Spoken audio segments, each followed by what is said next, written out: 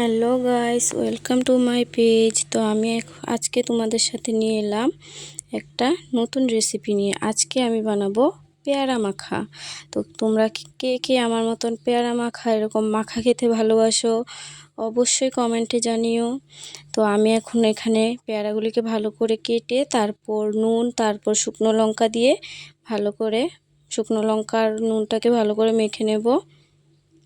দেখো আমি কিভাবে করছি। তারপর দেখো আমি এখানে তেঁতুল নিয়ে নিলাম। আমি তেঁতুলটাকে আগে জল দিয়ে ভালো করে মিশিয়ে রেখেছি। এখন তারপর আমি লেবু পাতা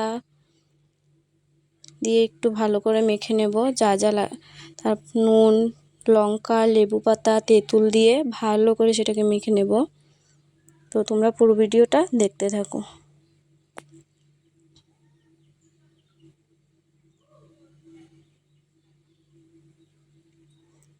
তো দেখো আমার মাখা অলমোস্ট ডান।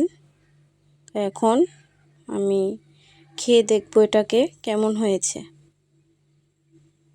দেখো কি সুন্দর, দেখেই জিভে জল চলে আসছে। সত্যি মাখাটা না দারুণ হয়েছিল।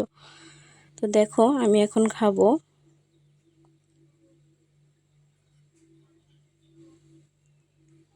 সত্যি এভাবে মেখে খেয়ে দেখো, দারুণ লাগবে, জাস্ট অসাম।